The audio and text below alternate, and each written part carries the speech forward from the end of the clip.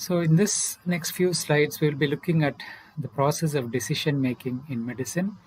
You may not be asked directly about how you make a decision, but you'll be given examples of problems that you face and how you would approach them. So, this will give you an overview of how to put that answer in perspective. So, decision making is a complex process and it becomes easier as you acquire more experience. We have to gain information from various tools. So I'll be going through them. For example, you start with the history taking, then look at the clinical examination, you plan a series of investigations which may help you diagnose, and then you combine them and you apply your clinical reasoning. Of course, you don't do tests routinely and you do tests rationally when you think it will help in a sequential manner as possible. And then the clinical management would come where you apply the results and the clinical diagnosis and give the appropriate treatment. Sometimes it may be just observing, sometimes it may involve antibiotic treatment and so on. So if you have a systematic approach, it should not fail. A quick mention of what you would cover in history taking. So history taking is a format where we are looking into the symptoms that the patient presents with, and we try to get more information. We also try to get information that may affect the course of the patient.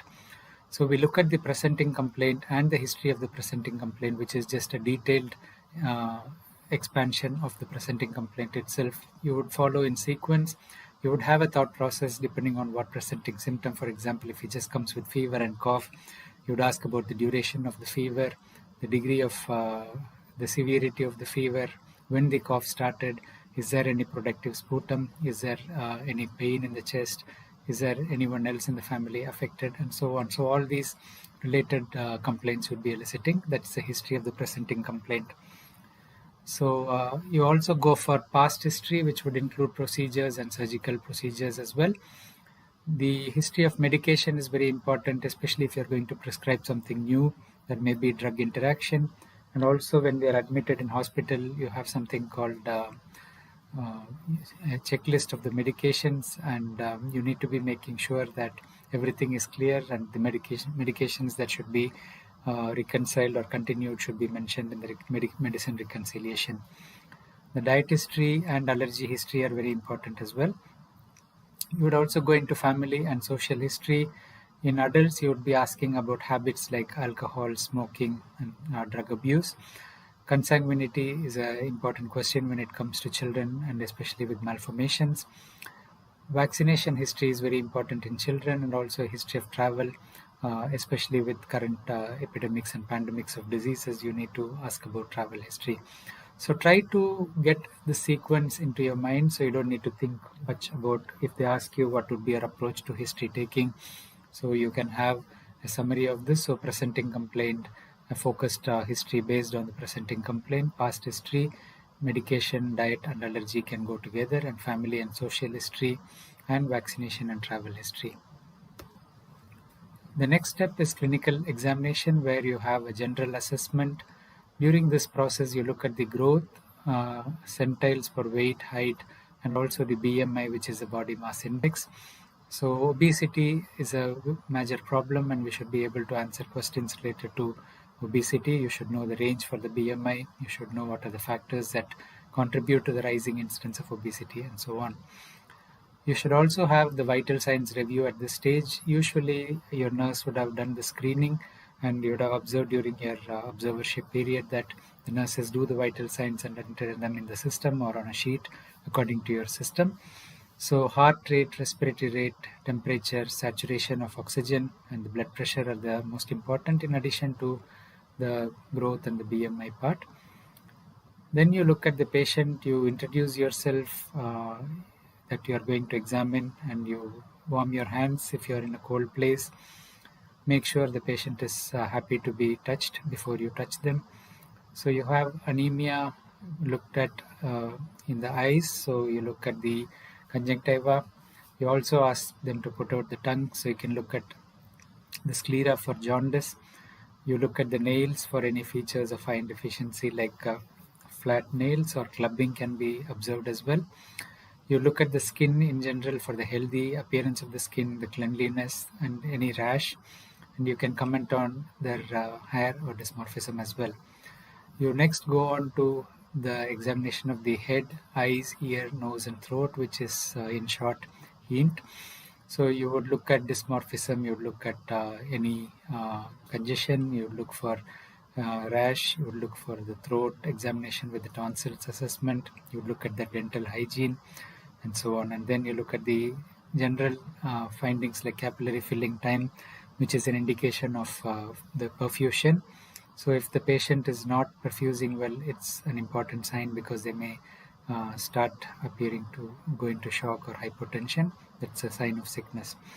You would also feel the peripheral pulses, which is mainly the radial pulse and the brachial pulse. You can also feel the dorsalis pedis. The central pulses would be the carotid pulse and the femoral pulse. You examine then the different systems. So you would focus on the system which is related to the presenting complaint. For example, if he's presenting with cough, you would focus more on the respiratory system, but usually you look at the other systems as well. So if you're looking at the cardiovascular system, you would feel the pulses, the heart rate, heart sounds, murmur, blood pressure, and the neck vessels. You also look at the respiratory system, including respiratory rate, effort of breathing, whether there is distress, listen to the air entry on both sides, whether there is any added sounds. When we say added sounds, we are relatively mentioning crepitations, which is like crackles, and wheezing, which is the expiratory sound you hear with the narrow airways like in asthma. When you look at the abdomen, you're looking at if there is any distension.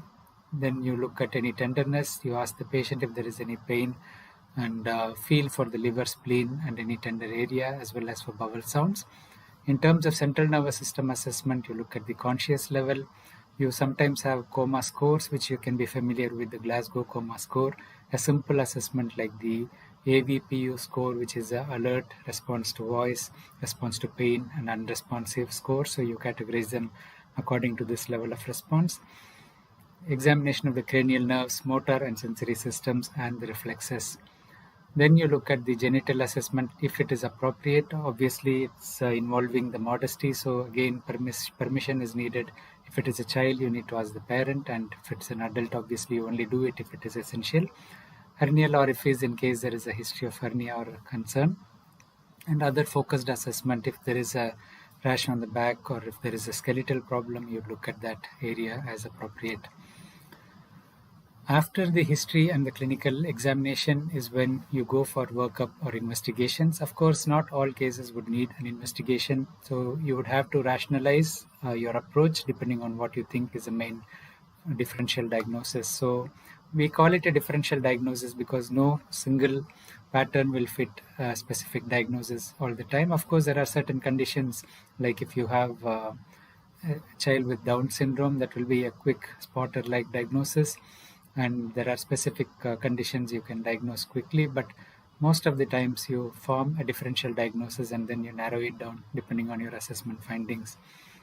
The investigations would depend on your top differential diagnosis. So you need to have one or two differential diagnoses which you would like to rule out first, and then you plan the lab tests and procedures or imaging as it may be appropriate.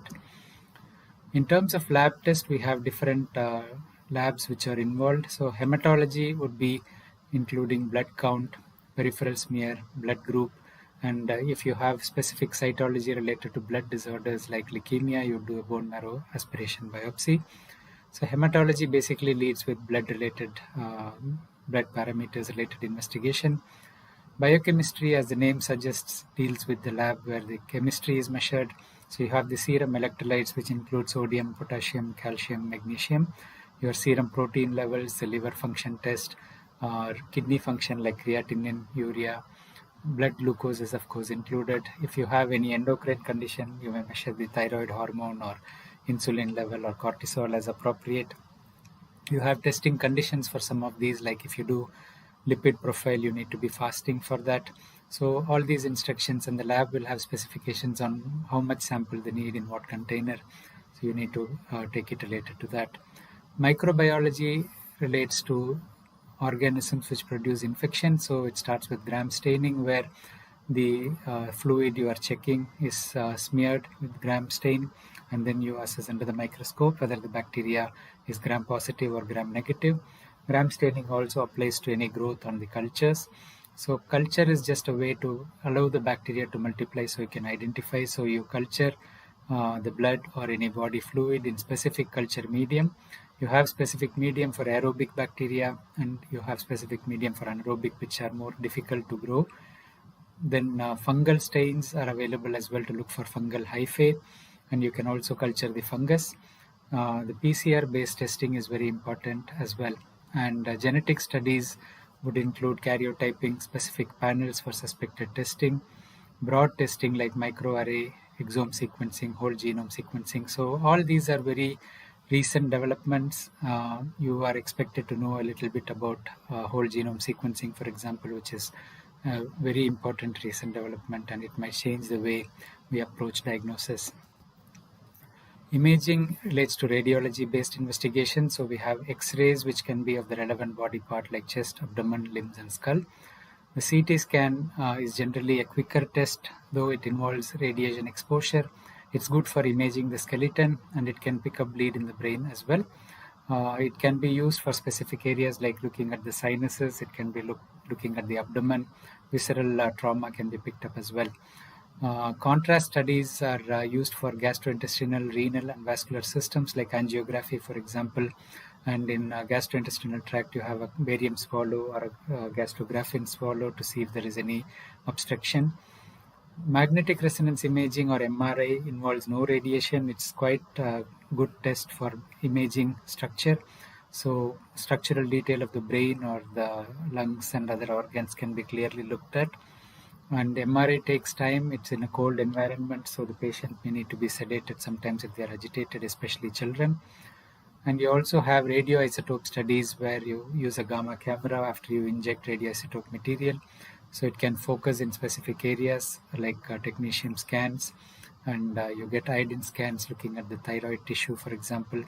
And you can also do a skeletal survey, which may show you either signs of systemic infection localizing in the bone, or it can be metastasis from a cancer which is spread to the bone, and so on. You also have specific procedures which may involve biopsy of different parts. It may be a swelling, it can be a lung biopsy, it can be a liver biopsy, and as I said, you can do a bone marrow aspiration, which is a type of biopsy as well. Lymph nodes can be sampled, and all of these are studied by histopathology, which is a lab study looking at these tissues. Once you have the above information, we arrive at the likely final diagnosis. The continuous evaluation of the response to treatment, further testing and modification of plan as part of the ongoing management. So if they ask you what will you do next once you have started the treatment, you have to say that I would continue to evaluate, keep in touch with the patient if they are outpatient, or continue to monitor them if they are inpatient, and review the response and titrate your response accordingly. In terms of the treatment plan, you have symptomatic treatments which are not specific for a condition, like paracetamol for fever or using a nasal spray for nasal congestion. And you have specific treatments according to each individual condition. So once you have a specific diagnosis, you can go for specific treatment like antibiotics, antivirals, antifungals for infections, as the case may be. If it is a tumor, you have to differentiate benign and malignant tumors, because approach to treatment would depend on that. Malignant tumors are more difficult to treat. You need more extensive treatment. So you have surgical and non-surgical treatments according to the case, and you have radiotherapy, chemotherapy, and so on as well. If it is a surgical condition like intestinal obstruction, for example, you may need to operate. Appendicitis is an example of a surgical condition which needs an urgent operation as well.